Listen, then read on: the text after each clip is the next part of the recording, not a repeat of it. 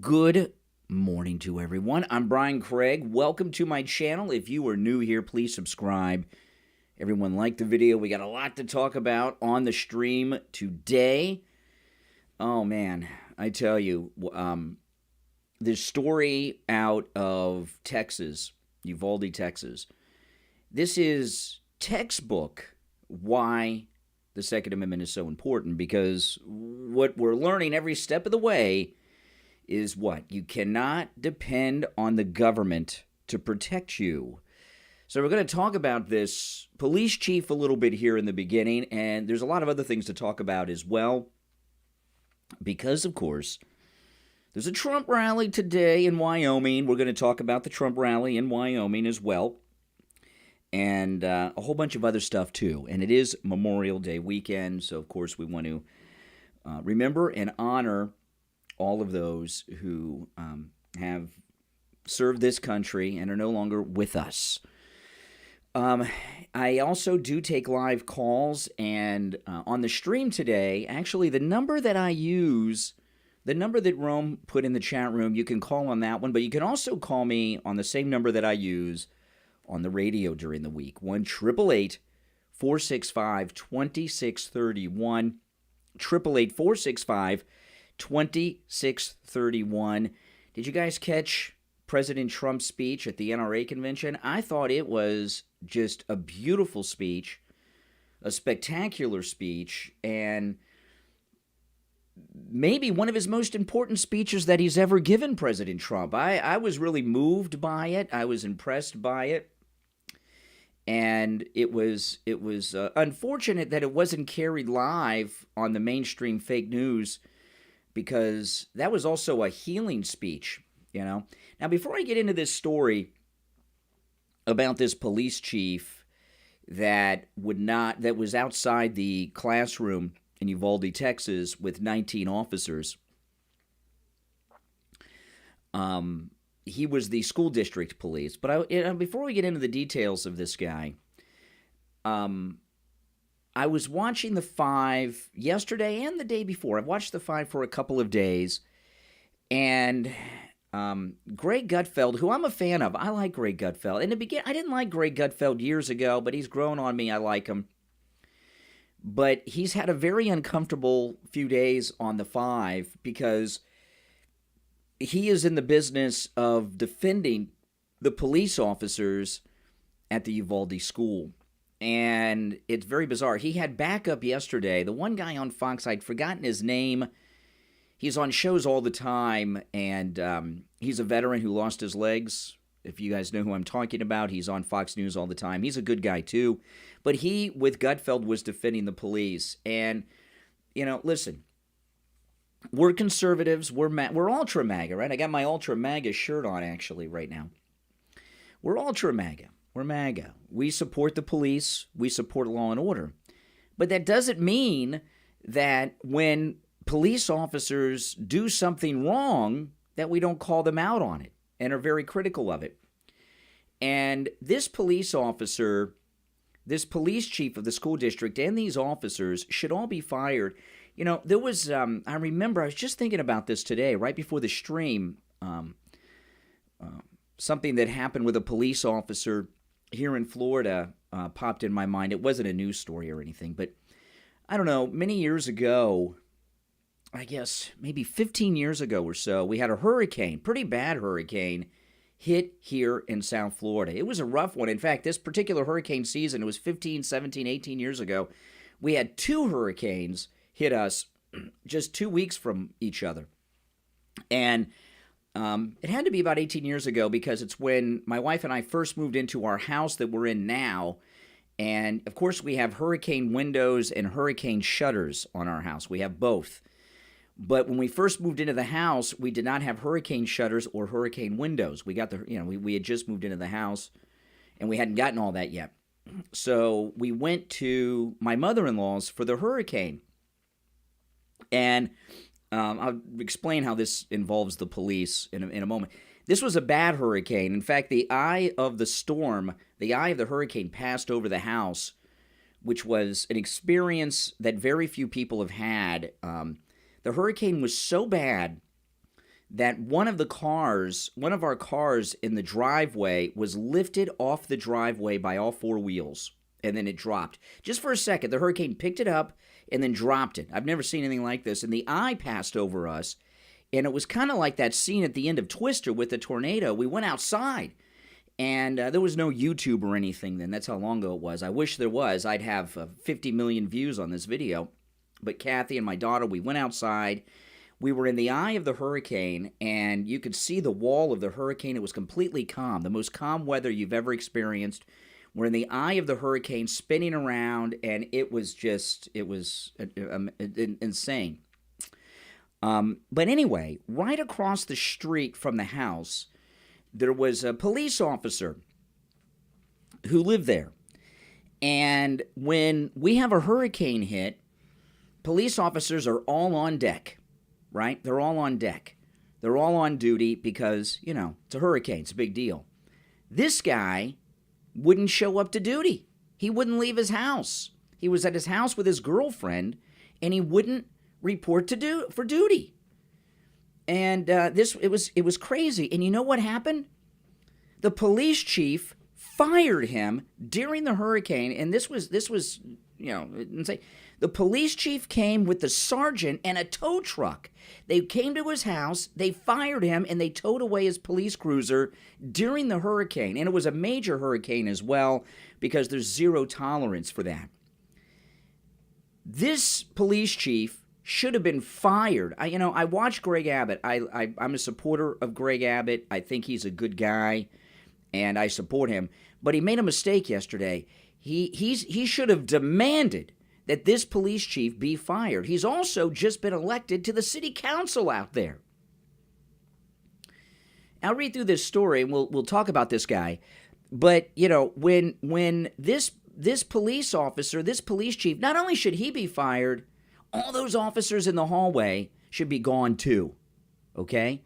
That's it. I'm sorry. They should all be fired on the spot. Okay? And without question. That's it. That's it. And the local town, they probably don't want him on the city council anymore. But let me go through this story. And this obviously is in the Daily Mail. By the way, welcome everyone. Your calls are welcome. Toll free, the same number I use on the radio during the week, 888-465-2631. Oh, speak of the devil, we got a call.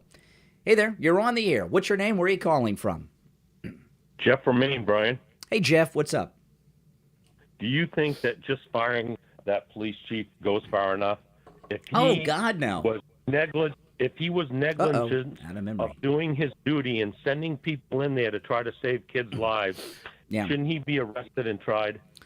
Well, I don't know about being arrested yet. But there should be an investigation. I mean, he seems to me he very well could be.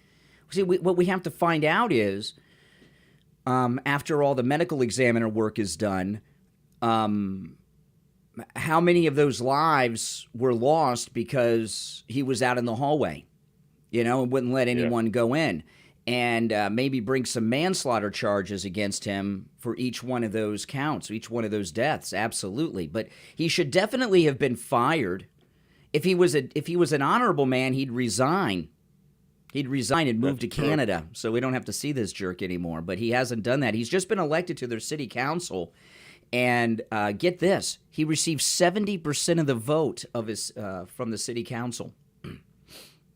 I have a question about the teacher that propped that door open. What is their political agenda? I think that needs to be looked into. What are the odds of that evil SOB to find a prop open locked door to go to that door first? Well, there's a lot of talk about this teacher. A teacher there, my guess would be a Democrat. Listen, the reason the Border Patrol was there is because that's a town filled with illegals. So, the children, these tragedies, many of these children probably are the children of illegals. It's a town filled with illegals. So the teacher, no doubt, would be a Democrat. But the thing with the teacher, Let's get some investigation. It wouldn't surprise me. You see all these teachers on libs of TikTok and their wackadoodle. I don't know. Maybe the teacher could have propped open the door to take something outside. You know what I mean? Sometimes at the radio station, where I am locked behind about 4 or 5 doors, but sometimes I'll go out to my car downstairs, and I'll leave the locked security front door propped open because I'm just to make it easier for me to get back in.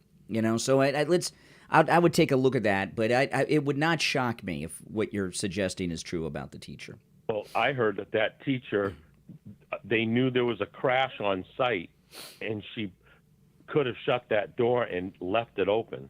Oh my goodness! Once there was a breach of any type, all the doors should have been. Why don't we have video cameras in so that the police officer on site can say, "Hey, there's a door open," and get a teacher over there to close it? You know what I'm saying? Yeah. Yeah. Go ahead, Jeff. I really believe that we need the best security. We put armed guards to protect money.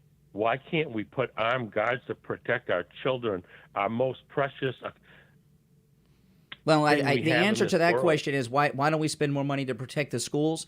I mean, the answer is that we need to take all the government money we possibly can and send it to Ukraine, obviously. Yeah. Ukraine, the safety of Ukraine is more important.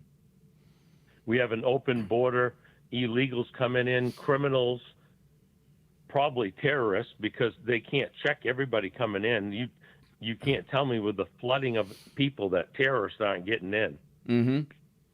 Yeah. And we're sending money to Ukraine and worrying about, other countries instead of our own country. We're living such a dire time in America, and American people need to wake up and stop voting for Democrats and rhinos. We need to put people in there who are going to put the Constitution and our laws and America first. Yeah. The Democrats believe putting America first is racist, ethnocentric, bigotry. Yep. I mean, they do. I mean, they do. I mean, the Democrats believe that Texas is Mexico, as well as California, New Mexico, and everything else. They believe that's all Mexican-occupied U.S. territory. They don't even they barely even recognize the United States. Well, I heard just recently that some people that own large pieces of land on the border, they won't let their kids go out and play unless they're out there armed. You mean not the kids armed? You mean the parents out there armed? The parents, yeah. I'm sorry. That's what I meant to say. Yeah. Can you imagine having to arm yourself to let your kids go out and play because you're afraid of illegals coming through your backyard? Yeah. That's crazy.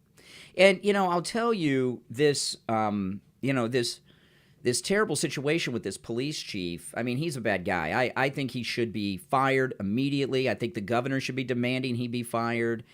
When the investigation is done, this guy should be brought up on manslaughter charges and other charges as well. I mean, there's no getting around it.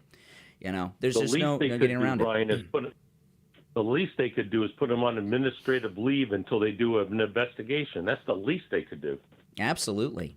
Administratively, he's not the police chief of the city. He's the school district police chief. And they only have like 4 to 7 officers, including him. But still, he was in charge on the scene. He took charge on the scene and kept those 19. But I'll tell you this, the other 19 officers, I don't know if the 19 includes him or if it was 19 plus him. Those officers should be out too. I mean, it's inhuman to stand out there in that hallway while the 911 calls are coming in from little children in the classroom. It's inhuman. I'll take it a step farther, Brian. They heard gunshots, so they must have been hearing kids screaming. Mm-hmm. I'm sorry, that shakes me to my core. I don't care if I had body armor on or not. I would have gone in there and emptied every magazine into that SOB and taken bullets so that other kids weren't getting shot. Well, I'm sorry, listen, if you don't have that instinct. Here's the thing, okay, with the police. I've heard, and I'm assuming this is true, most police officers never unholster their weapon in the line of duty. I've heard this many times, right? We've all heard this. I'm assuming that's true. But here's the deal. You always must be prepared for that. I got just a very interesting call on the radio yesterday from a guy who's a retired police officer who's with a new police force, and he's a school marshal, and it's a new police division we have here in South Florida that was formed in the aftermath of the Marjorie Stoneman Douglas school shooting in Parkland. It's the same county, Broward County, Florida, which is in the neck of the woods that I'm in. And he's specially trained in school shooting scenarios, but he said part of that training is you have to be prepared to shoot a 10-year-old child with a gun. And, you know, right. the fact of the matter is we're pro-police, but that doesn't mean we can't be critical of them. When I was watching Greg Gutfeld on the 5 the last couple of days defending the police, it reminded me of Black Lives Matter. Defending criminals because they have the same skin color as they do. I mean, come on, you know, we're not that way. It reminded me of people that were defending OJ when they knew he was guilty of killing 2 people. It was I know what Greg Gutfeld's thinking. He's got a lot of supporters of his that are police officers, and obviously I do too. You know, police officers here in Florida lean to the right and are conservative and are Republican. We have a lot of police officer listeners. But I know police officers don't support what these jerks did in Texas, or I should say didn't do. Right. And to support the police doesn't mean you can't be critical of them. Well, yeah. And, you know, listen, look at what police officers did to parents in the Virginia school board meetings. Attacked and beat up. Remember, they beat up they beat up bloody the one parent of a daughter. His daughter was raped in a school bathroom over their bathroom policy. Yep. Remember that? They tackled him, beat him up, and he was bloodied. And that they wouldn't even let him speak of what happened to his daughter.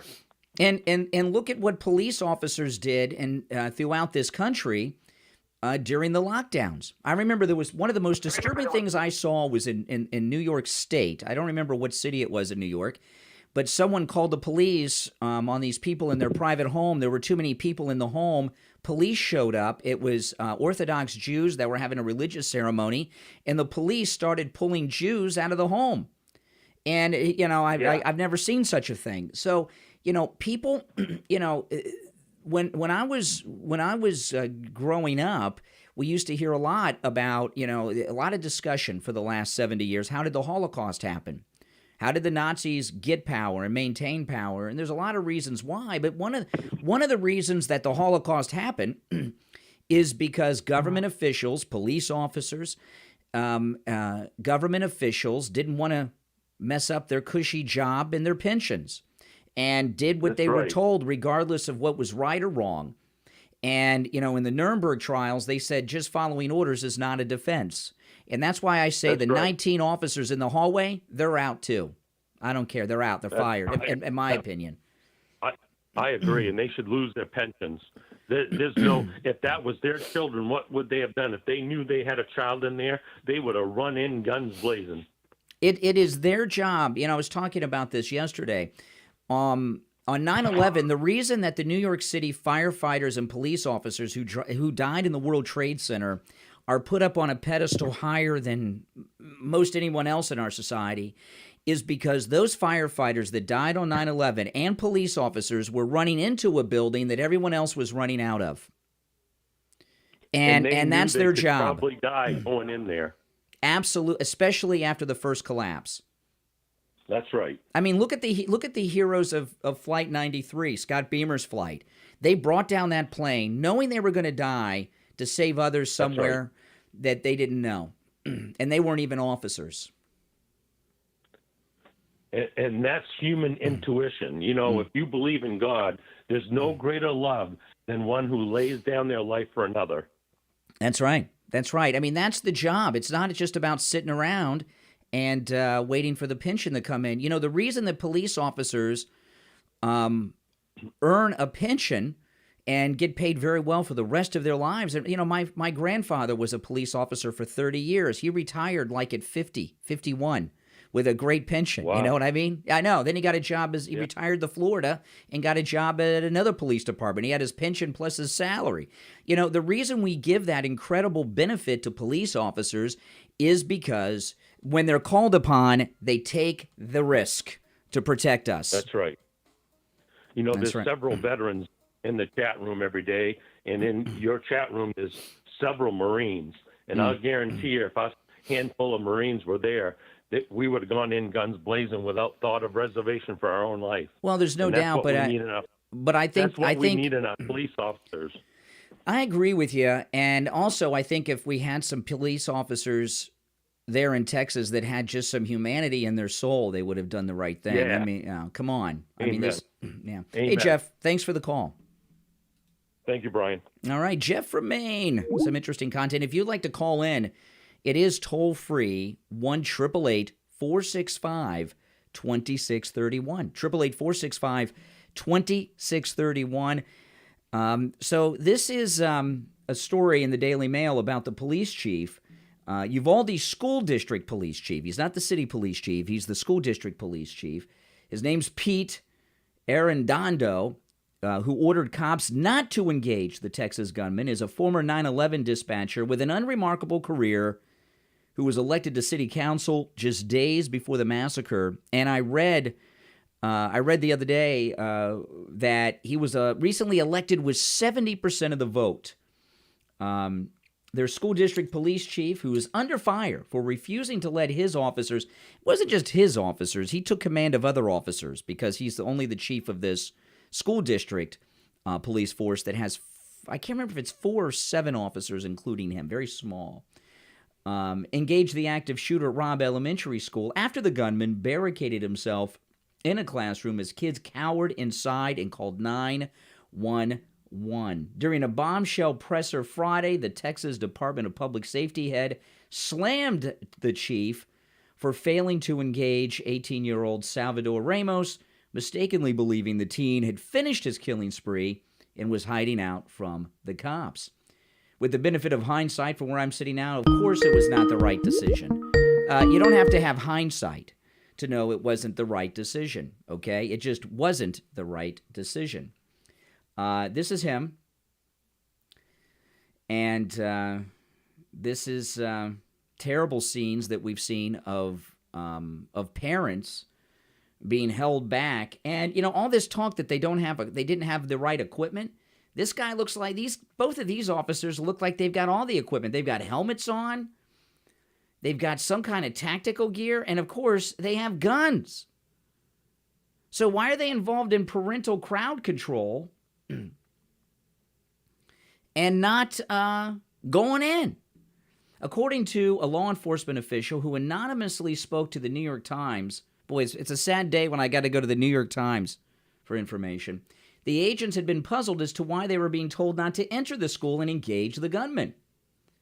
This is the chief, Arredondo, identified the district chief by title, not by name, made a miscalculation, assuming the active shooter situation had become a barricade event. I want to tell you right now, this police officer, this school chief, I think he didn't go in because he was scared. I think he was scared, you know? He was scared. He's 50 years old. He became the focus of backlash from parents wondering if their children could have been saved. And the answer is, of course, children in there could have been saved. They would have received life-saving medical attention. Arredondo, he's the chief who was born in Uvalde and was elected to city council just days before the massacre, has had an unremarkable career as a cop. He started his law enforcement career as a 911 dispatcher for the Uvalde's Town Police Department in 1993. And over the course of the next 20 years, worked his way up to eventually assuming the role of assistant police chief at the department in 2010. Afterwards, he worked various roles at Webb County Sheriff's Office in Laredo, a small Texas town of a little more than 100 miles from Uvalde. He then moved to the city school district police force, which is comprised of 88 sworn peace officers. Oh, I was wrong. So they have 88 cops. I was wrong about that. I'm sorry, guys. So they have 88 police officers in the school district police. In March, during the early days of the pandemic, he got the chance to return home when he was offered the position of school district police chief in his native Uvalde. It's nice to come back home, he said. who has family in the small town. He told this to the Uvalde newspaper when he took the job. No, I was right. I'm going to correct myself again. My original comment was correct. The department, which only presides over the town's schools, seven school district, is comprised of 4 officers, 1 police chief, and a detective. So no, my original number was right. That was a different department. So they have 4 officers, the chief, and a detective. So that's 6 in total. Oh no, it's 4. Oh my goodness, they have 2 cops. I want you to think about this. So he's a police chief that's in charge of 3 people. The department's 4, including him. He has 2 officers, a detective, and himself. You're telling me that you have federal agents there, Border Patrol. We've got Texas Rangers there. We've got the county sheriff there. And this guy, who has 3 officers underneath him, his entire command, he took charge of all these guys? Something's wrong here. All 4 of us are on a group text, he said at the time, adding, they're very knowledgeable, and I encourage them to give ideas. He went on to say, of course, my title is important. I bet it is. This guy's all about titles. How did these well-trained Border Patrol, Texas Rangers, and county sheriffs allow a guy who's the chief of a department with 3 officers underneath him, 2 officers and a detective, 4 including him, to take charge of the whole event? That's insane to me, especially when they get to this point where he won't let them go in. Are you kidding me? During Friday's presser, the state director McGraw corrected information released by Arredondo's department Thursday that the gunman entered the building unimpeded, contradicting prior that their officers exchanged fire with Ramos before the gunman entered the building. See, a lot of cover-up going on here. In fact, police now say the officer had actually passed by Ramos while rushing to the scene as the gunman crouched behind a vehicle outside of the building. Arredondo, that's the chief, was not at Friday's press conference to answer questions, and it remains unconfirmed if he was even inside the school at the time of the shooting. Meanwhile, Uvalde police are also facing growing criticism over firsthand accounts and videos showing them handcuffing and restraining frantic parents who were urging them to storm the Robb Elementary School building amid the massacre. The police were doing nothing, Angeli Rose Gomez told the Wall Street Journal. They were just standing outside the fence. They weren't going in there or running anywhere. Gomez has 2 children in the 2nd and 3rd grade. She reportedly drove 40 miles to the school after hearing of the attack. This is her and her kids. She was one of the desperate parents who encouraged police with increasing urgency to enter the school. Eventually, federal marshals put Gomez, this lady here with the 2 kids, in handcuffs and told her she was under arrest for intervening in an active investigation. This wasn't active investigation. This was an active shooter. They're calling it an active investigation when they got an active shooter going on. Gomez said she was able to convince a Uvalde officer whom she knew to have the marshal free her, and she took the opportunity to move away from the crowd, jumped the school fence, and ran inside the school where she rescued her children herself. She said other parents also trying to get to their kids were tackled and even pepper sprayed by police. Angel Garza, whose daughter was killed, was handcuffed after trying to run into school when he heard that a girl called Anne-Marie had been shot. Garza later told his heartbreaking story to Anderson Cooper. He explained that when he arrived on the scene, he tried to help a young girl covered in blood because he's a trained medic. The girl explained she wasn't hurt, and the blood was from her best friend, Anne-Marie. It was then Angel realized the blood he was looking at came from his own daughter. He later found she was among those who died. I mean, this is disgusting. I'll tell you what, the federal marshals that put handcuffs on this lady, and whoever was pepper spraying and tackling parents and stopped this guy, they should all be fired on the spot too. No questions asked. Fired on the spot. The left, with all their gun control talk. I mean, this is insane. They tell us, you don't need guns. The Second Amendment doesn't apply anymore. That was long ago. you can depend on trained law enforcement. Well, apparently not. Apparently not. Oh my goodness. Oh, outrageous. Good morning. You're on the air. What's your name? Where are you calling from? My name is Sandy. Hey, Sandy. I'm calling from Texas. I have a different perspective on this, and this is what I've heard. Now, I just want to, this is my first time calling in too, by the way. Welcome. But I just wanted to, thank you. I just wanted to see, now, I have a good source, so I'm not making this up, okay?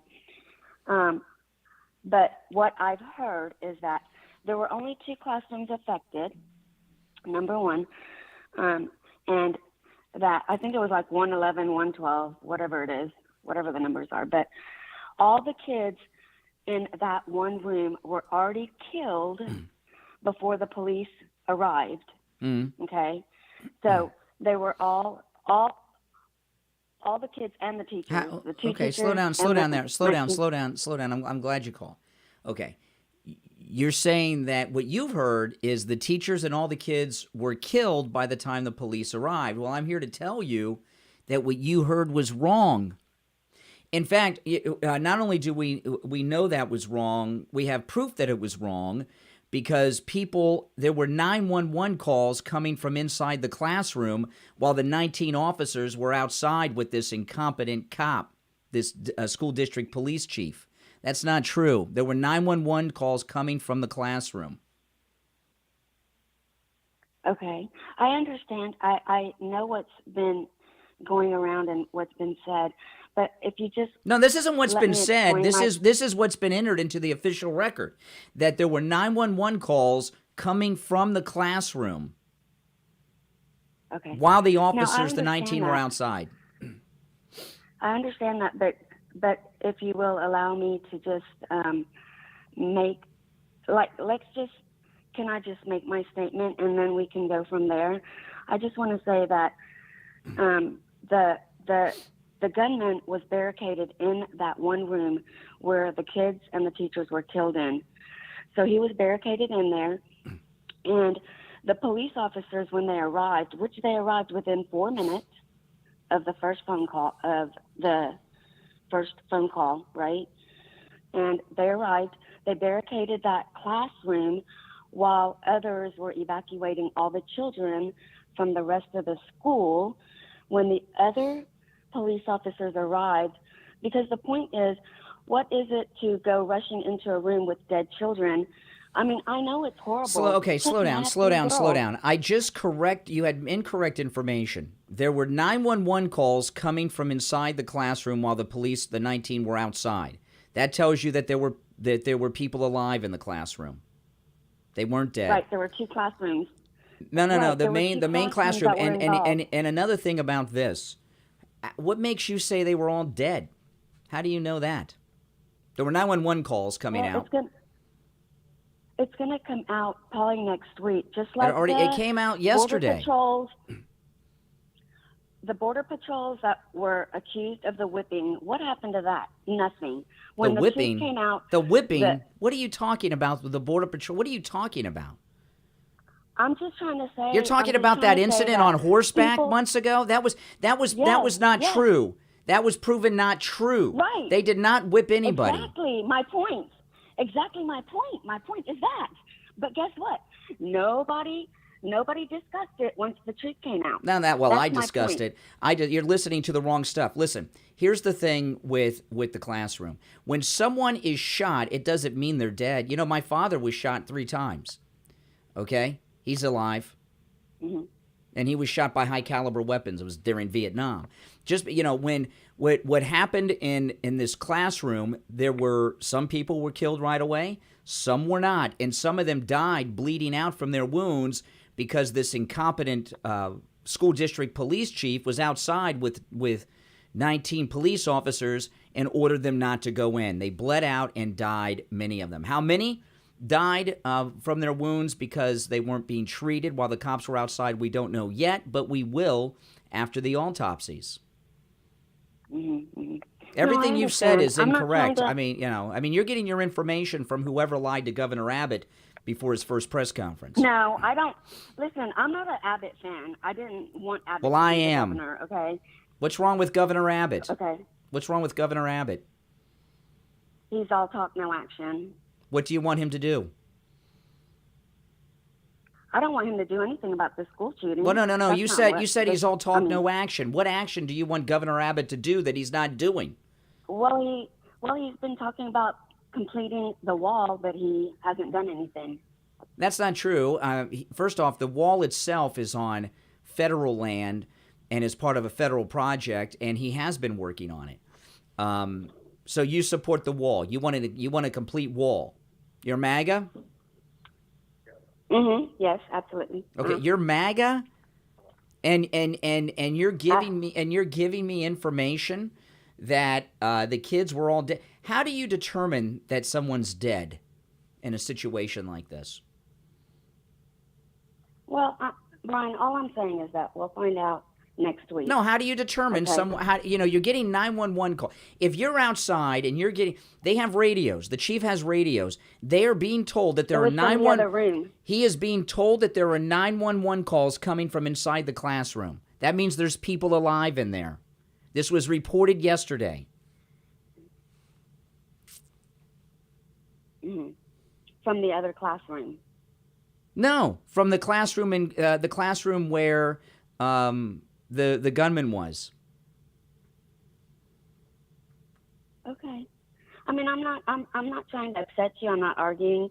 I'm just trying to. I'm not upset with you. I'm a little disturbed. I mean, here you are. You're in Texas, and this has got to be covered in your local news, not just the national news. And you're putting out. You got a lot of misinformation in your mind. No. Well. Yeah, and you don't even want to hear the facts week. when I correct it. You don't want to even accept it. Why are you No, MAGA? I What makes you MAGA? Why are you MAGA? I'm extremely MAGA. Well, why? Tell me about that. Well, Other than the wall. Well, I don't go to rallies, number one, but I've gone to everything that Trump, like the Freedom Tour. I've been to those. Okay, I've been to the Freedom Tour as well. Yeah, I'll go to that before I go to something free and stand outside and try and, support Trump in that way. Although, Tell me, what goes on during the day inside the Freedom Rally? Oh, well, here it was held at the, just like no, not where it was held.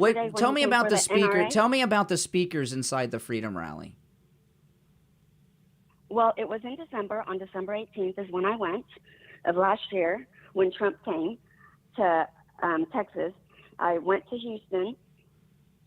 Tell me something about the speakers in the Freedom Tour rally that you would only know if you attended, not where it was and how you got there. Tell me something about what goes on during the rally. Okay. Bill O'Reilly, it wasn't a rally. Bill O'Reilly and President Trump. No, that's not the Freedom Rally. That's not the. Yeah, okay. You got different things. All right. I appreciate the call. Fake MAGA, people. Fake MAGA. Stolen MAGA. You've heard of stolen valor. We got stolen MAGA. Now, listen, guys, if you'd like to call in, please do. When I am on my live streams here from my home studio on the weekend, I can only take one call at a time, as opposed during the week at the radio where I got like this long, huge phone line. So I know a lot of you were calling in while I was talking to fake MAGA there.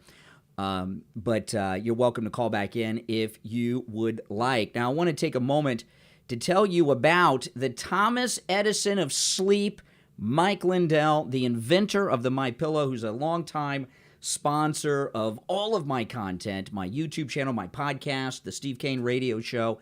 And when you use our promo code KANE at checkout, KANE, huge savings at MyPillow.com with my promo code KANE, KANE at checkout.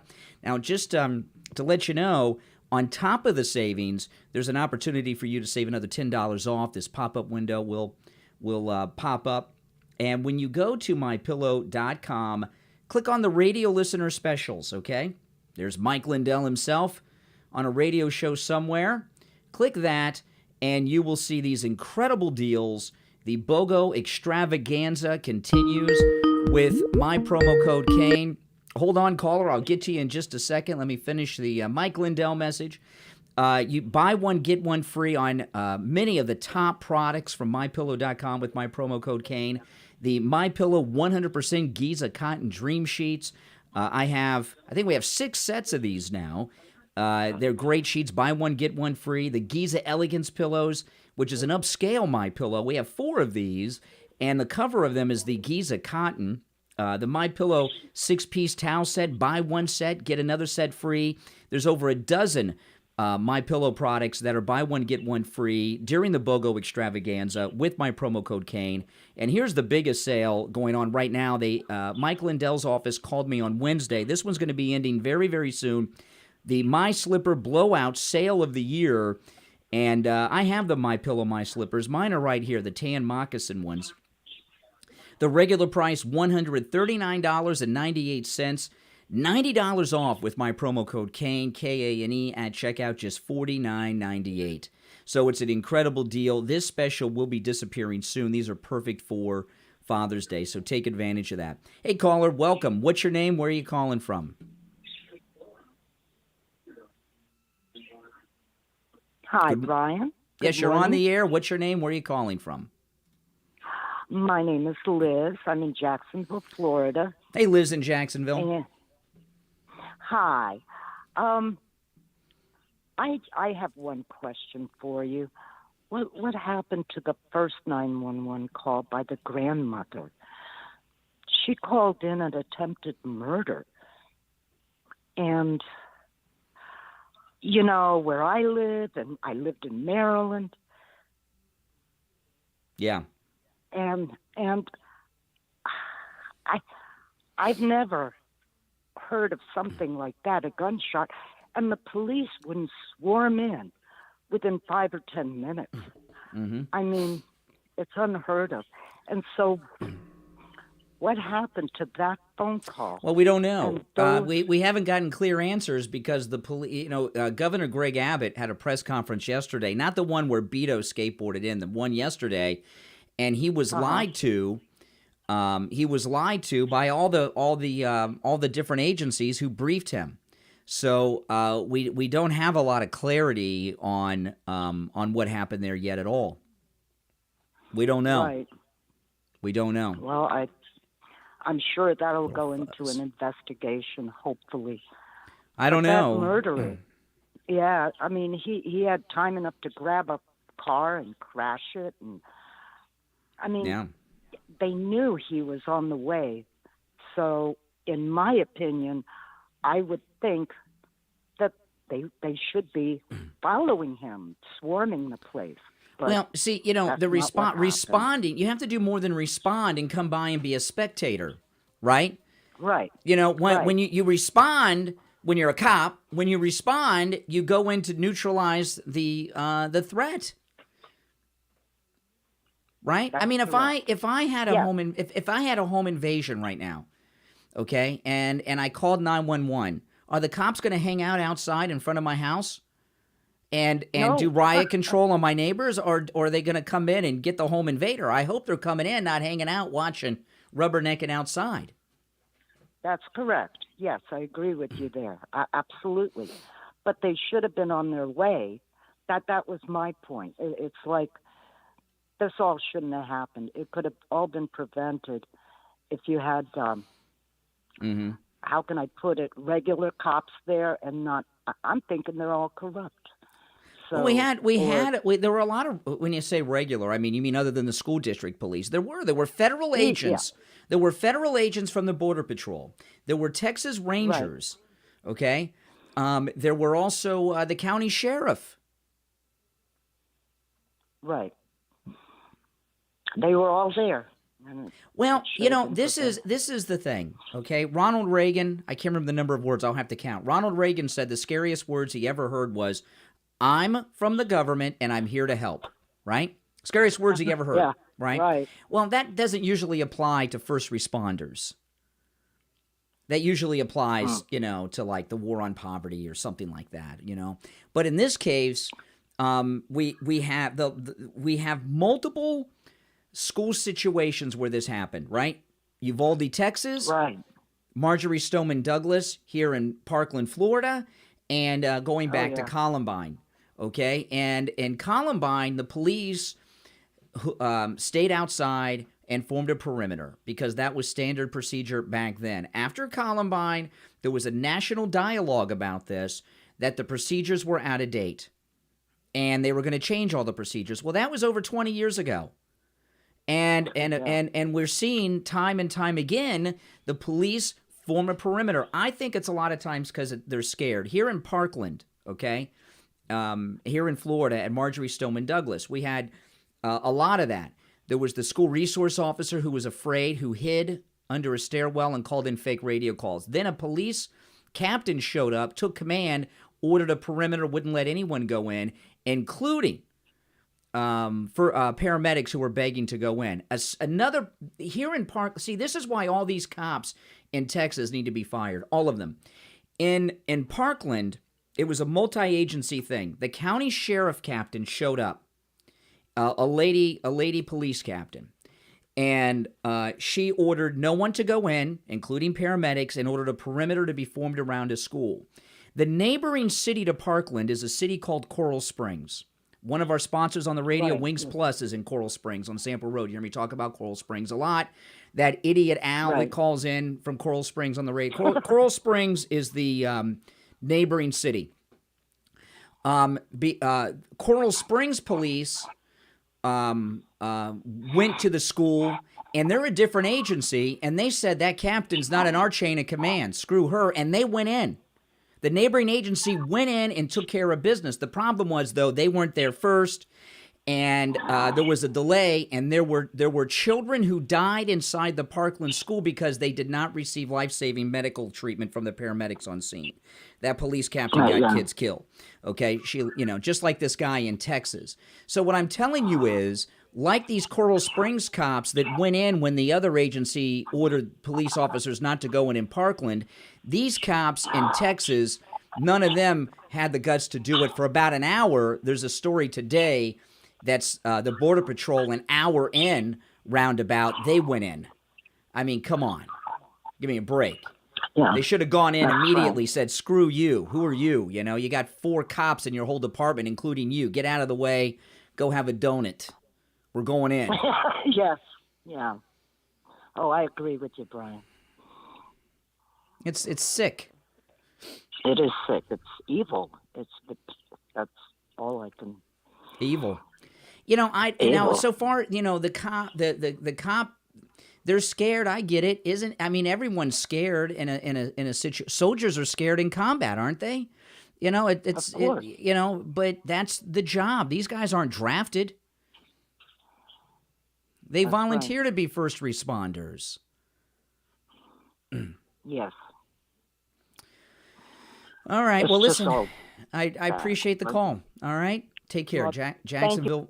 Oh, sorry. Hung up as she was saying thank you. Well, thank you. And Jacksonville, Florida. Yeah.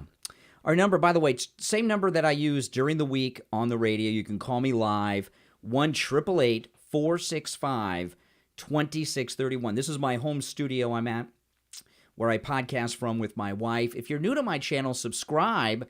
I have lots of great content, and I want to say hello and thank you to all the members of my channel, and those of you that are new members, thanks for joining. And if you become a member of my channel, there's all kinds of exclusive content that I put up there. So when you become a member, make sure you go back and check the content, including I put a video up there when I was confronted in front of Marjorie Stoneman Douglas High School in Parkland right after the shooting by a CBS network cameraman who was triggered because I was wearing a Trump shirt.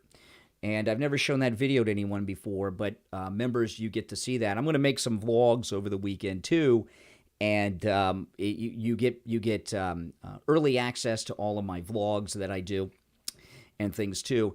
Now, I'm going to continue talking about what happened in Texas, but there's some other things I want to mention to you as well.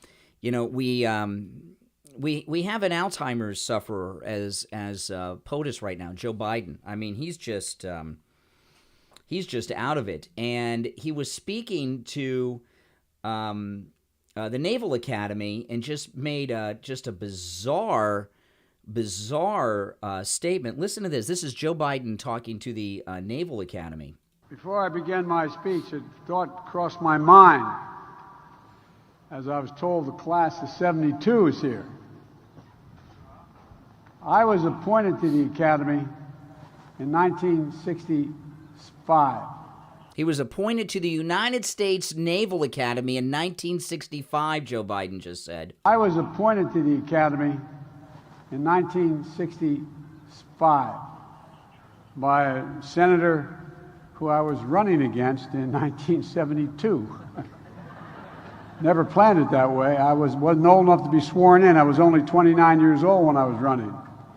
He was a fine man. His name was J. Caleb Boggs. I didn't come to the Academy because I wanted to be a football star, and you had a guy named Staubach and Bellini. Okay. Joe Biden was never appointed to the United States Naval Academy. Is he lying?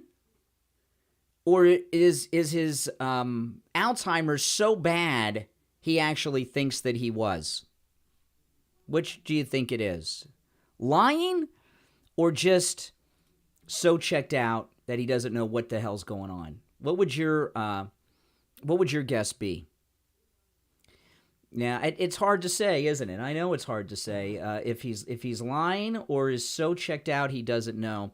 I'm going to say he's lying. You know, this guy's so old. You know, he doesn't understand that when you're a politician and lying, that it can be immediately fact checked and it goes viral all over the internet. I'm going to say lying, but maybe. Do you think? Give me one lying, two. It's the Alzheimer's. One lying. To Alzheimer's, that Joe Biden says he was appointed to the United States Naval Academy. Oh my goodness! A lot of people are. We got a mix. People are saying both. Well, it can be both. I'm not saying that. I'm not asking if he has Alzheimer's. We do believe he has, but yeah, two.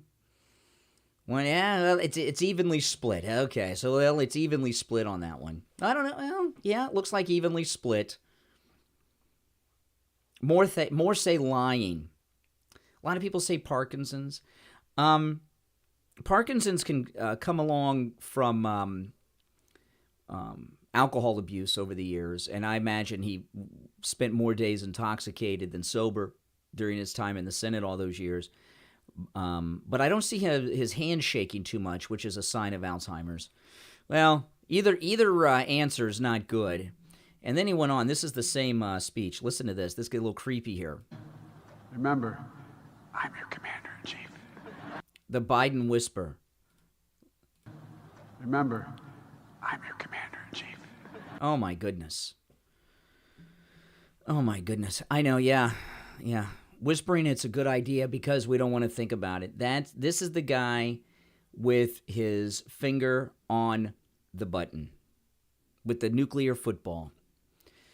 Oh my goodness.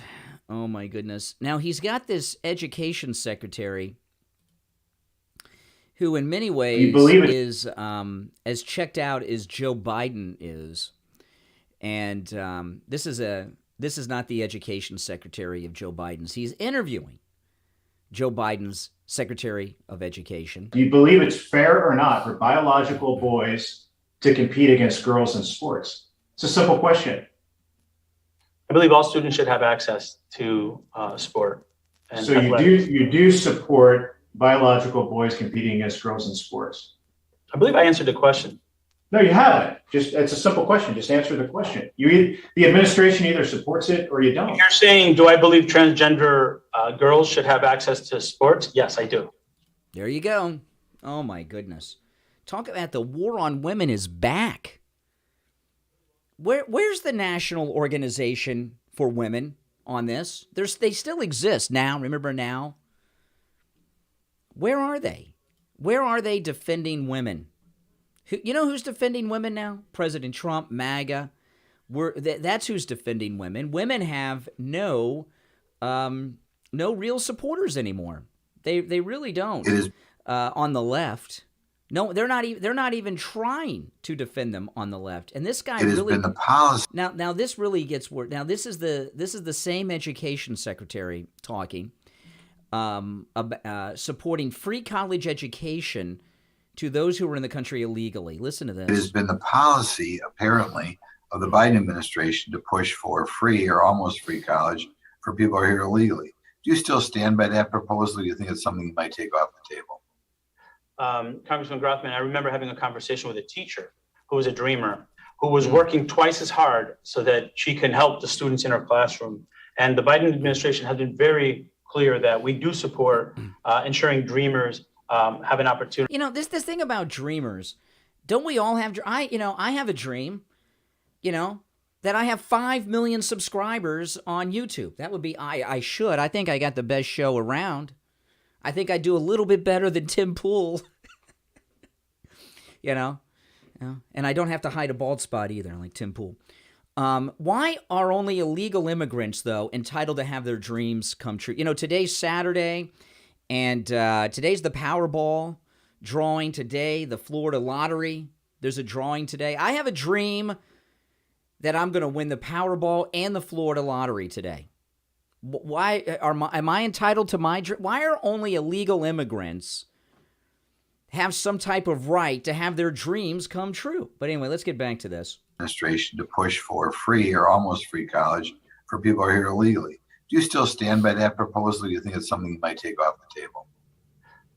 Congressman Grothman, I remember having a conversation with a teacher who was a dreamer, who was working twice as hard so that she can help the students in her classroom.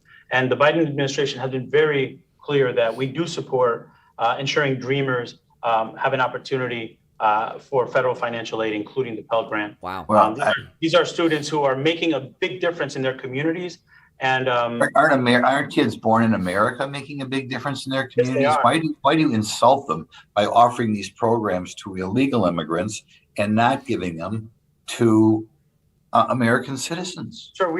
Good question. I don't have the answer to that on the video, but there you go. And listen.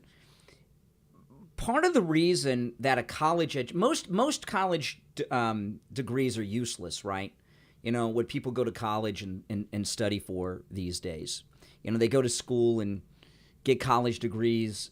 We used to call them like a degree in basket weaving, which means, basket weaving actually be very valuable. If you can weave a basket, you can, a degree in basket weaving is more valuable than a degree in women's studies.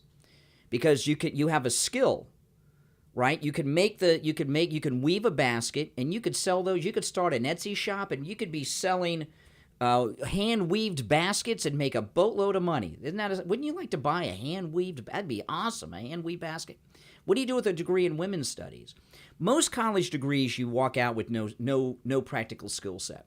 But one of the things that makes a college graduate attractive to employers is that they worked hard and went that extra mile to get that 4-year degree. And I've talked about this before. It took me years to go through college and graduate. I went to college as an adult. I was married. I had a baby, and I had a job and sometimes 2 jobs. I was on the radio, sometimes working a second job with a wife and baby at home and going to college. And I paid for it myself. Hold on, caller. I'll be right with you. I paid for it myself. Sometimes I skipped a semester. Sometimes I took only 1 class. Why are these dreamers entitled to have a free college education when I had to pay for mine? And I know a lot of you guys did too. Hey, caller, you're on the air. What's your name? Where are you calling from? Vincent Wellington. Hey, Vince. By the way, Dieter, $5 super chat. Thank you for that. What's up, Vince in Wellington? All right, Brian. Just calling in on the Uvalde again, and I cannot get over the fact that this just looks like it was all set up to be the way it is, just the way it was supposed to go. Because, when you see them attacking parents, and then you see that they have a fall guy already in place that's just a very minor piece of the puzzle of police force, You know, it kind of just sticks out that, yeah, this looks like it's all set up. Yeah. And I didn't really hear further on in the discussion, but I was wondering if you mentioned the fact that the Buffalo shooter they just found had links to an ex-FBI I saw that. agent. I saw that. And Now, he- I know a lot of people think Uvalde has some type of conspiracy to it. I don't subscribe to that No. because what No, we're I don't think so. what we're seeing down there is too much incompetence to be involved in some huge conspiracy of anything. Yeah, I don't think that would be the case. Not saying that there wouldn't be some fingerlings that approach people in a different way, but I'll be honest. After you've seen what happened with Gretchen Whitmer and how that trial went with the guys, and none of them. No, those got are different charged. situations. Those are Yes. different. Those guys were, in fact, I can't remember the number now, but some of them had their charges tossed out in the Whitmer case because they were entrapped by the FBI. Yeah. Right. But what I'm saying is that these FBI agents and all of these people in the realm of what they do, it's almost disparaging to think, but I mean, it almost seems like they had it all set up for this guy to take the fall, this Pete, whatever his name was. The police chief? Yeah, and they're putting it into a perspective like, oh, well, his title is very important. Yeah, his title's not very important. He's over 3 people over a very small school district of a 3,000 people town. Yeah.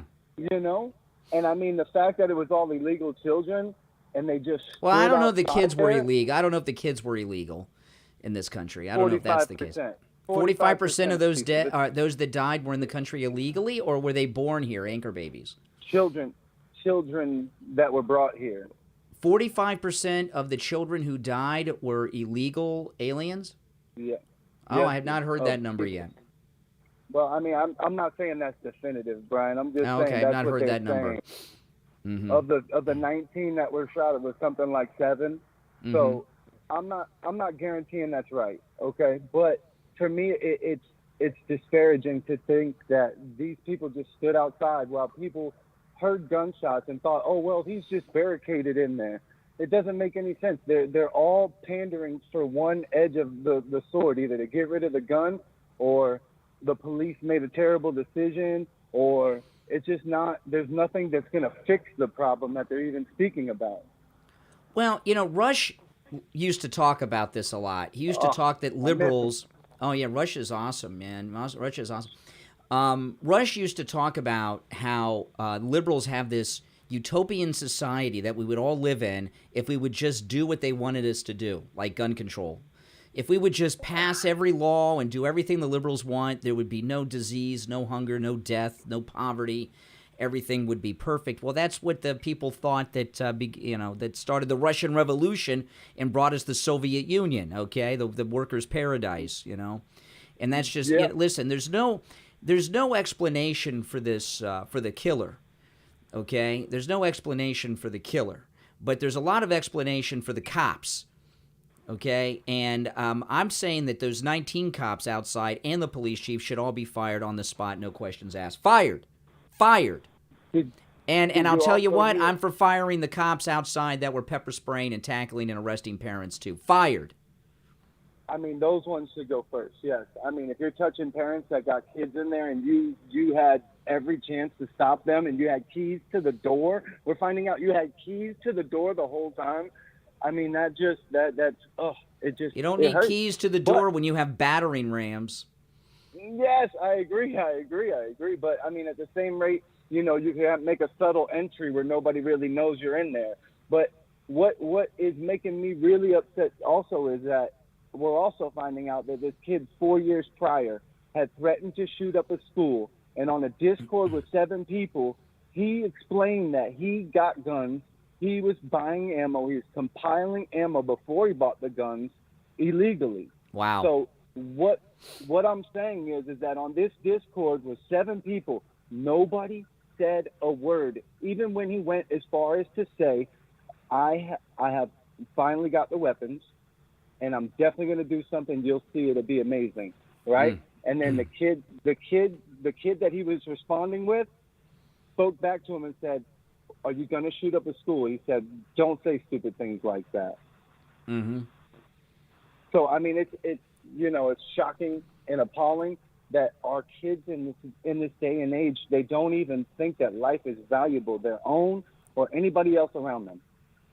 Well, you know, one of the things that's in play is I was talking about this on the radio yesterday. You know, and I picked this up from Steve Bannon, by the way, who was talking about this a couple of days ago, and I thought it was such a brilliant thing. You know, these young men today, they're younger than millennials. They're called Generation Z. Sometimes they're referred to as Zoomers. They don't leave their house. They're in their bedrooms, living with their parents or their grandparents. Right. They're on the computer all day playing violent video games, hanging out in Discord servers, and watching porn. Yep. And they don't even go to the store to buy anything. Everything's delivered to them. And they don't have human interaction. They don't have human contact. So they don't see people as real. They're so far removed. You know, the Generation Z are getting fewer driver's licenses than any generation since the interstate highway system, was established, because they don't drive anywhere. They don't even need a driver's license. I see that now. I couldn't wait to get my license. That's all. In middle school, we're talking about getting that restricted license when you're 15, then 16, and you got the car. You know, they get driver's licenses now at 25 or 30, maybe. I can't help but look at everything from a big picture, you know, and the big picture of what I see is it could go back 30 years that all this was established and started, you know, all of this whole rolling pin that we're in, you know, but at the same time, there's a reason why it came on so hard, and I have to believe that it's President Trump. And if it's not that, then I can't believe anything else. You know. Well, President Trump has a rally today in Wyoming. If any of you if you did not catch President Trump's speech at the NRA convention, you should go back and watch it. You know, that I talked about it a little bit at the beginning of the stream here, but President Trump's speech at the NRA convention should be carried on all of the fake news media. It wasn't just powerful, it was a unifying speech that put things in perspective as to what happened in Texas. It was a beautiful speech, and very well may have been his best speech ever. Yeah, I agree. It was a great speech. And, I mean, aside from him having to read their names off, you know, he kind of struggled with that because, I mean, you know, anybody would. But other than that, he didn't have a stumble. He stroked right through it, and I was really surprised he went there. And I thought it was interesting. He brought up that guy that saved the lives when he took out the store shooter. I mean, the church shooter. Yeah. That was amazing. Yeah, but well, you know what else? I was kind of surprised that he called out Abbott for not being there. He called him out. Well, you know me. He did. I'm never gonna criticize President Trump. I'm never gonna disagree with President Trump. Ever. It will never happen, you know, because I love this guy. But with that being said, if I were organizing the NRA convention, I would have postponed it. I was watching Right Side. I talked about this on my podcast last night. I was watching Right Side Broadcasting. There was such a mob of lunatics outside. Who knows what those Antifas outside would do? You know, it's a heated situation that I would want to turn the volume down on. But President Trump's speech was beautiful, and I would put it up there in his top 5 speeches of all time. It goes to show the strength of him. It goes to show the strength of him being able to stand there and know that he's going to get criticized in the end or even during. But what it does also is it gives a paradigm switch that, hey, we're not going to stand back anymore while you rip guns and the objects that kill people. How are we going to blame objects for everything? We blame objects for the reason why we can't get past certain things in life. We blame people's reasonings for the reason why we can't get past our own problems.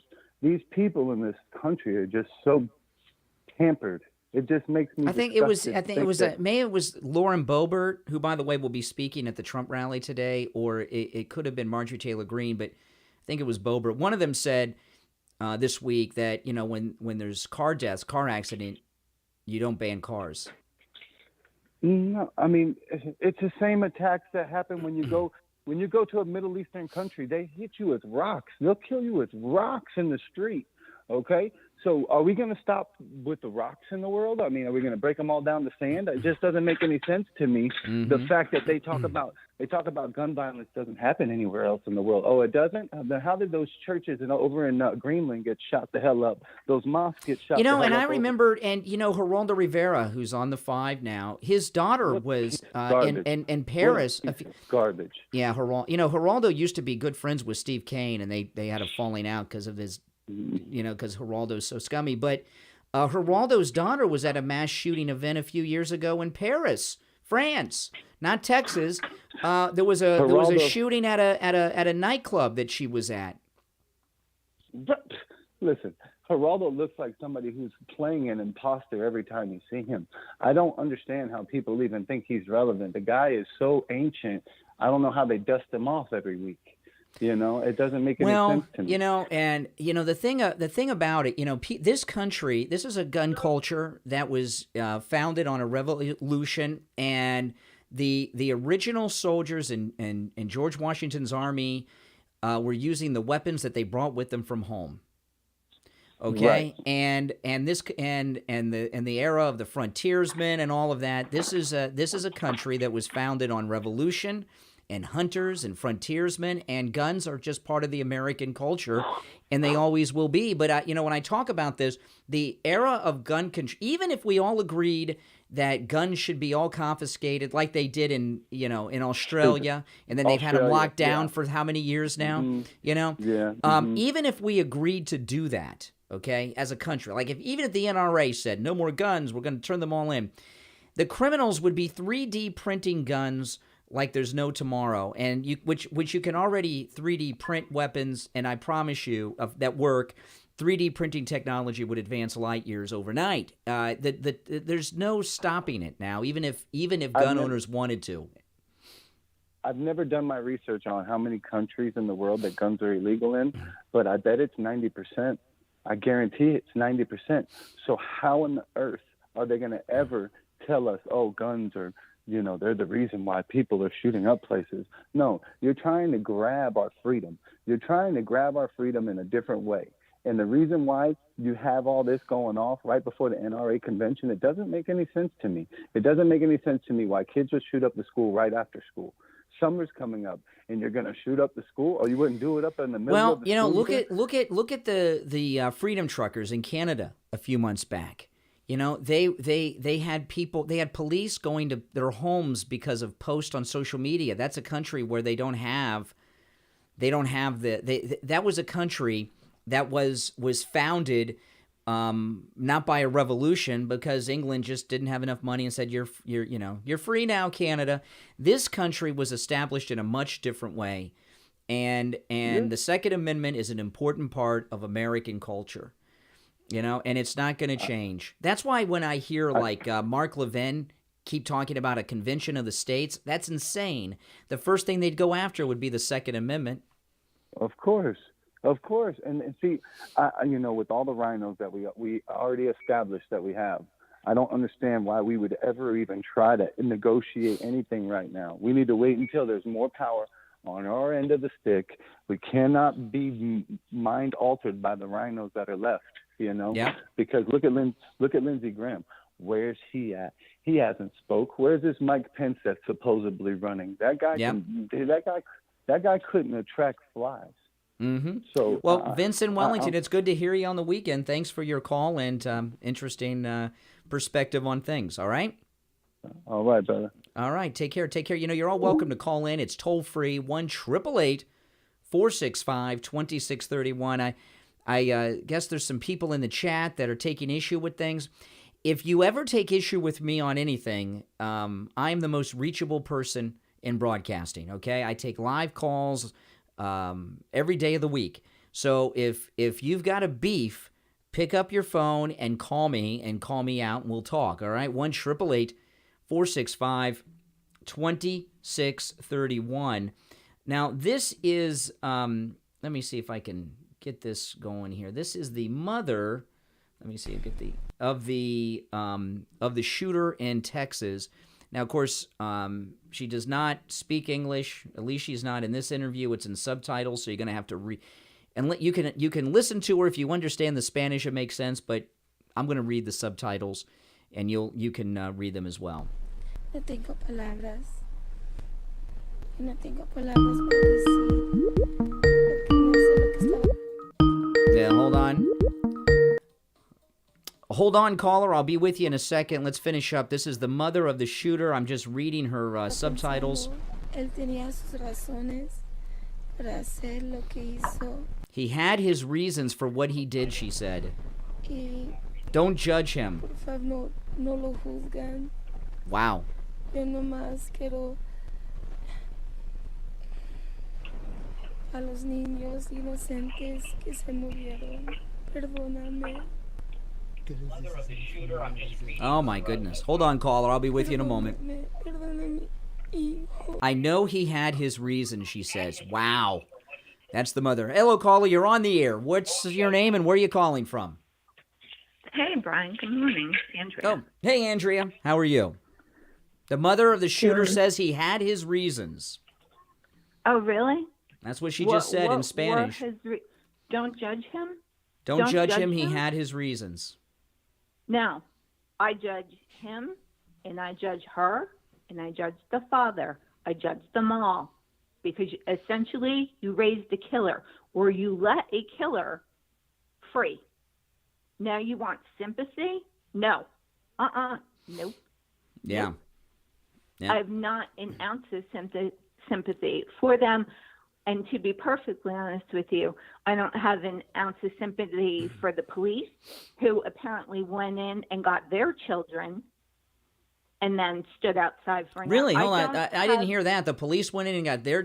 I heard about an off-duty Border Patrol agent who went in with a gun that he borrowed and got his kids, but I didn't hear that the officers outside pepper spraying parents went in and came back. I didn't hear that.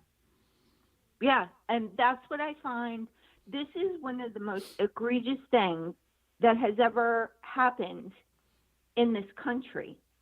Because what essentially happened is the police are just, they're useless now. So it's just another institution that has fallen. But I would like to address what I think is going on with Joe Biden. Because I detest Joe Biden, and I think there's a very special place in hell for him. This is what I think happens when Joe Biden makes these declarative statements. Joe Biden, in some form of his psyche, knows what an absolutely disgusting, vile human being that he is. So what he tries to do is make himself out to be a hero, because deep down in the depths of his soul, he knows he's one of the most evil people to ever walk the earth. And well, you know what he is. He is. By the way, I just want to say, as my wife in the chat made a comment about the mother. You know, the mother is speaking Spanish there. She's been in this country for at least 18 years because the killer was 18 and he was born here. Is she in the country illegally?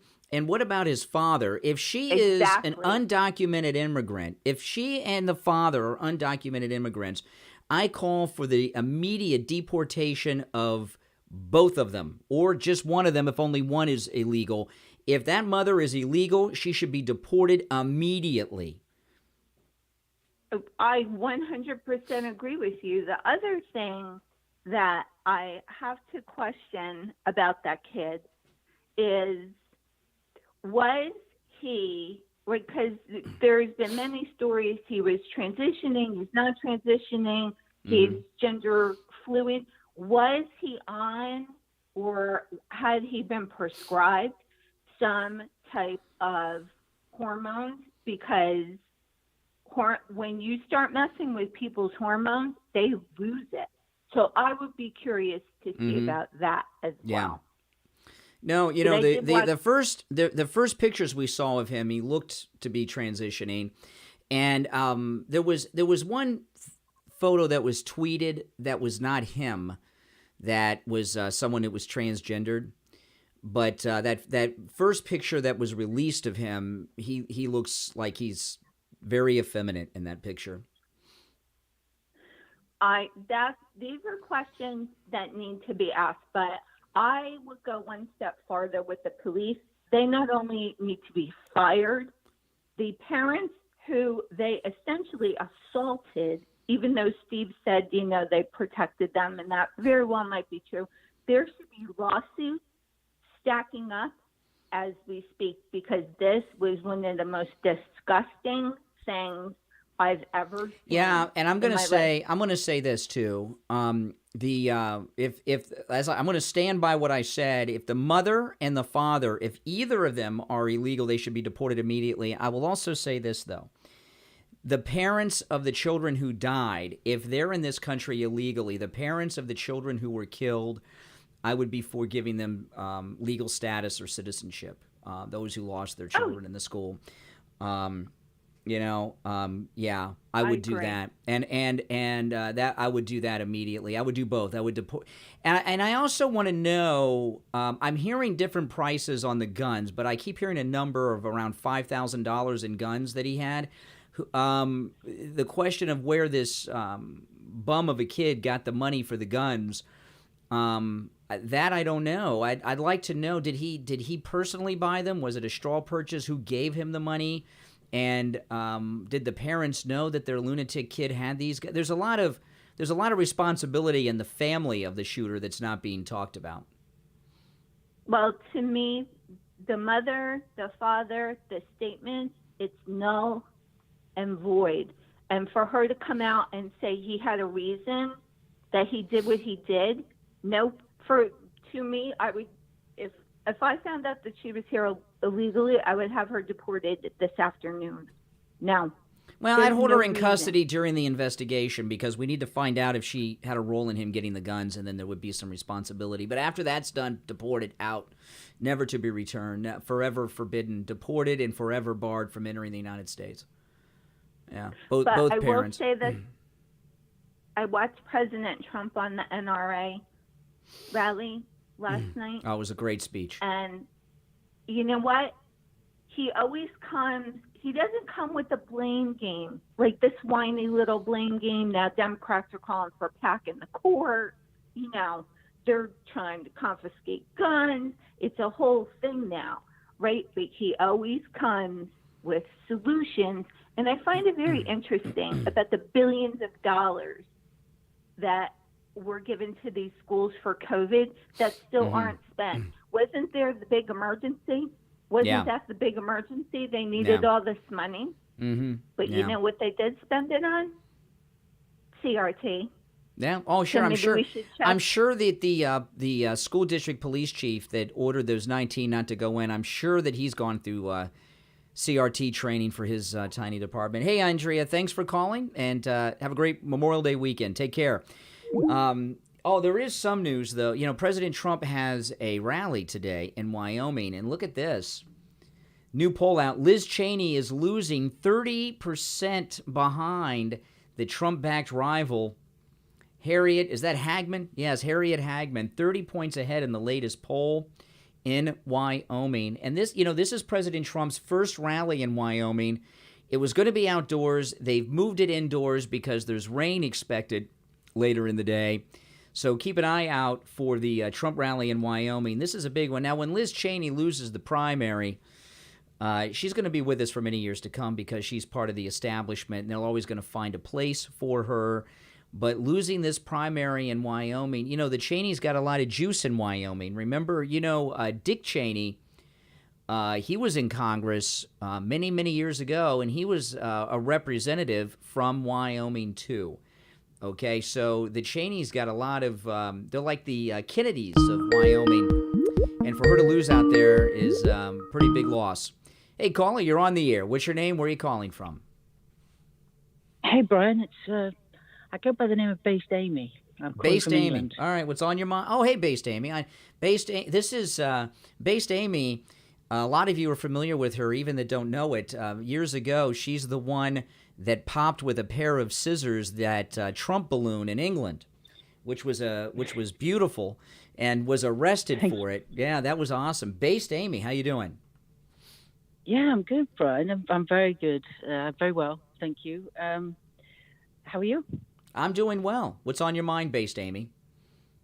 Well, I'm going to just say it's going to be very controversial, as I want to be, but I just want to say that I do a lot of research on these events, these kind of events, and to look for motives for why they are across the board, why they're being sort of done when they are. And one of my key aspects of research is to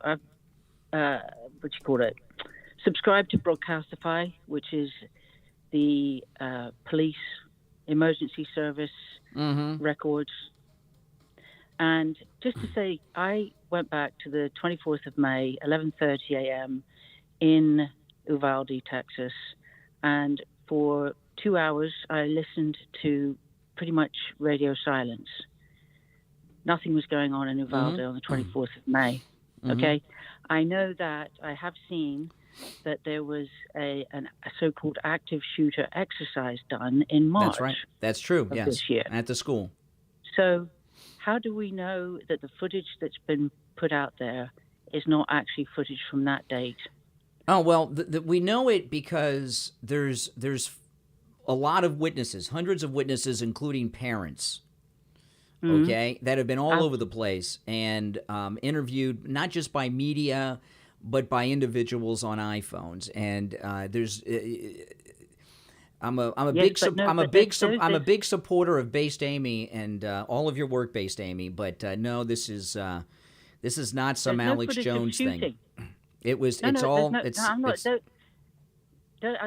I'm an individual. I've got critical thinking ability, and just to happen a few days before the NRA annual event smells. And also, if you watch and listen, if you listen to the interviews, Brian, I'm going to let Amy go.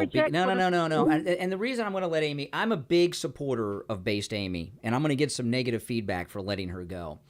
And I pulled up an article just to tell you, she's very well known, Based Amy, okay, and she's in the UK, and she's involved with a lot of good people over there. And this is an article in The Hill about her. British woman stabs Trump baby balloon while shouting he's the best president ever. And this was back in 2019.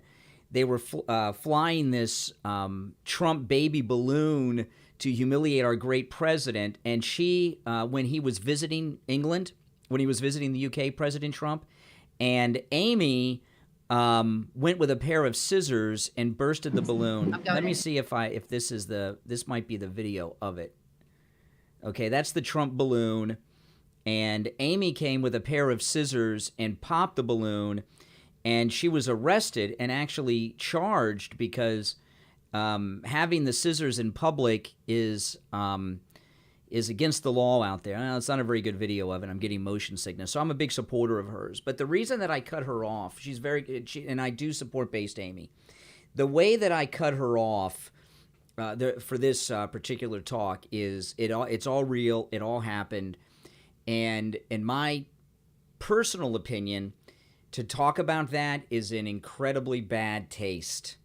Not just that it's not real, it's an incredibly bad taste. It's disrespectful to those little babies who lost their life, and I'm not going to do that. It doesn't mean I'm not a supporter of Based Amy. I like Based Amy, and we have mutual friends, and I know they're all going to be pissed off at me, but it's in very bad taste to do that right now, and I'm not going to participate in that. And sorry guys, I have to deal with things sometimes in ways that are not all that popular. But I know what I'll be doing later today, and that is watching the greatest president ever at his first rally in Wyoming, kicking Liz Cheney's butt. And that I am looking forward to, and I know you guys will. Listen, if you're new to my channel, my name is Brian Craig. I'm obviously a Trump supporter. My Ultra MAGA shirt that I'm wearing, there's a link that my wife pinned to the top of the chat to my t-shirt shop. You can buy this shirt. It comes in many different colors, by the way, not just black. Get your own Ultra MAGA t-shirt. And the link is right up there to that. Also, subscribe if you're new here. You're going to enjoy my content. I put a lot of great content out there, including not just my Hold On Caller, not just my live streams, but my 3-hour radio broadcast weekdays, my podcast I upload here. And I also do a lot of vlogging, and I upload my vlogs here to my channel as well, so make sure you subscribe. Hello there, caller. You're on the air. What's your name? Where are you calling from? Hey, Brian, it's Berta from Texas. I'm getting you on a Saturday. Berta from Texas. What's on your mind, Berta? I'm pissed off. I'm livid about these police officers 19 police officers outside waiting. It was exactly, I think it was 80 minutes from he first walked into the school until they first walked in and shot him. Yeah. There was people still alive in there. That's right. Now, Brian, on the other end, here in Texas, I'm hearing that a lot of cops that were in that scenario that they're interviewing are pissed off, livid, that they couldn't do anything. So I don't know what's going to come out of it.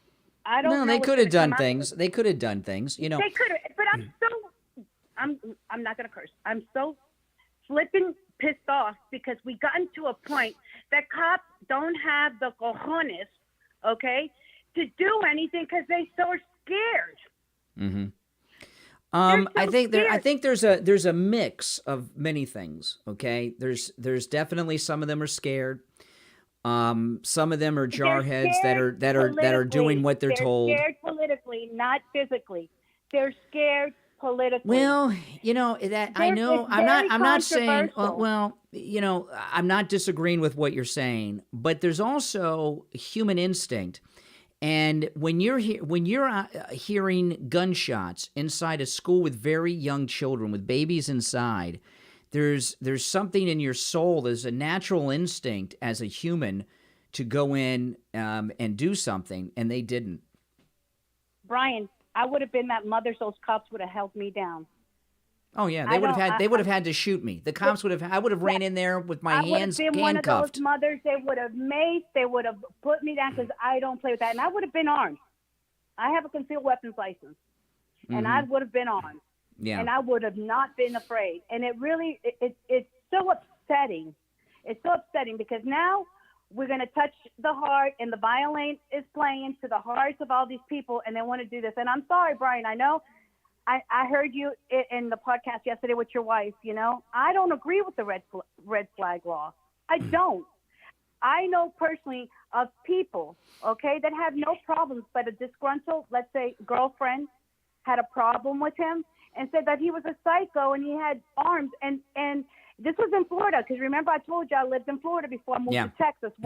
And so they went in and they took no questions asked, no trial, no nothing. They took his arms. And that's not fair either. You see, like I tell people, there's two sides to a coin. My neighbor could say, I got arms here. Brian, I'm not supposed to say that. I've got arms here. They're in a safe and everything. But if my neighbor gets pissed off at me and something and they say, oh, you know, bird next door, blah, blah, blah, blah. I've got ARs. I've got pistols. I've got revolvers. Yeah. You know, and I don't want anybody coming to my house, and I don't believe in that. And that's one thing that really pissed us off. Well, you know what happened? Okay, the red flag laws. I don't know about the red flag laws, but I know. Okay, where discussion of that came is after the Parkland shooting. This animal. Find it on. Yeah, the Parkland shooter. Had a lot of weapons, and there were domestic violence incidents, and the police didn't take his guns away. And see, what had happened was, one of the things that happened in Parkland is a very, very. I live next door to Parkland, but not in Parkland. Parkland is one of the wealthiest communities in South Florida. Very, very wealthy people, and it's very strange because it's as far away you can be from the beach, because it borders the Everglades National Park. And because it's so exclusive, they didn't want to have crime stats on the city record. So they didn't. So when they went to Nick Cruz's house, the Parkland shooter, he wasn't arrested, and they didn't take his guns because they were cooking the crime statistics so that they'd have a very low crime rate. And and that's why he was allowed to keep his guns. If police arrive at a domestic violence incident, they have every right to come to take the guns from the home and hold them during the investigation. You don't need a special red flag law for that. The police can do it anyway. For example, I had an incident a couple years ago where a police officer came to my house and for something that I'm not going to talk about. If you were on the last cruise, I talked about it. And they asked me if I had guns in the house. I said, absolutely, yes, I do. And I told them what I have and everything. And they didn't take them or anything or even want them, but they could have. If there's an investigation going on, if there's a call, they can take your weapons and hold them during the investigation without the red flag law. The red flag law that Rick Scott signed when he was governor of Florida was just a panic, kind of like what Greg Abbott's going through now, to make it look like he's doing something.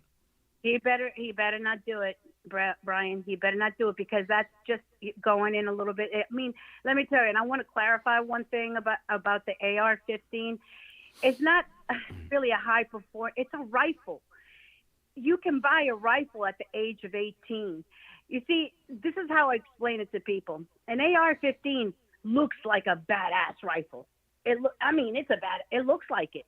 But you're comparing a 1960 Volkswagen to a 2023 Volkswagen. It's just a little shinier.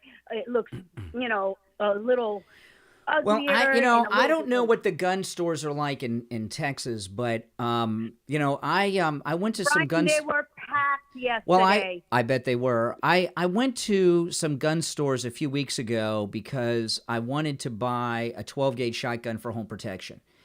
And the gun and guns are not. I don't go to gun stores often. I have guns, but guns last forever. I don't have to go buy new ones all the time, and I don't need ammo or anything else. But anyway, I'd not been to the gun stores in a while, a couple years, and it has changed. I don't even recognize the guns, including the 12-gauge shotguns. The style of guns now, it's so cosmetic into all looking very menacing. They're all black. They have all these things added like you see with the AR-15s. And I had them show me the 12-gauge shotguns. I didn't even recognize the guns. And the guns are being cosmetically altered to look like the guns in the video games. That's true. So, people need to understand, it just looks like a big bad gun. It's cosmetic. Gun, but it's cosmetic, right? Have you it's shot bling. an AR? No, I'm not. I do not have an AR-15. So you've never shot one? I've never shot an AR-15.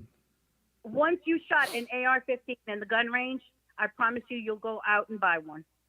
The precision on it, the lightweight. AR stands for Armor Light Rifle, not. Well, I don't want to get in the marketing of AR-15s. I would not own an AR-15 because there's such a bad rep with them, and it's just not my kind of. That's not my kind of thing. Experience. I'm not marketing.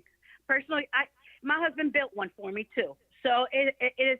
There's not. The only thing is, the guy had over 1,000. What is it? 1,000 rounds of ammunition. Mm-hmm. 1,000 rounds. He shot 100 rounds in the class. Kids were still alive. Mm-hmm. Calling. There were 8 to 9 kids still alive when they called, and that's going to be a big problem. At least we'll find out. Hey, listen, I appreciate the call. Thanks so much. Thanks for the call. By the way, everyone, make sure you like the video. If you're in the chat room right now, please like the video. If you did not catch the beginning of the stream, please go back and watch, because in the beginning I went over some details about the police chief that I thought were pretty interesting, who ordered the 19 officers not to go in and was outside the door during the 911 calls. Pretty disgusting stuff. Well, listen, guys, of course, I'll be watching the Trump rally today. I know you guys will too. Thanks for watching. And everyone who called, I do appreciate your calls and your comments. Very good calls today. And A lot of great perspective added to the conversation. And again, if you're new here, please subscribe. You will most definitely enjoy this channel. And to all the members, thank those of you who have become members from becoming members. If you'd like to become a member, if you see next to the subscribe button a join button, you join. You get access to exclusive content. If you've not already, check out the exclusive content I already have up there for members. I will be adding more regularly, so check that out. My name's Brian Craig. Thanks for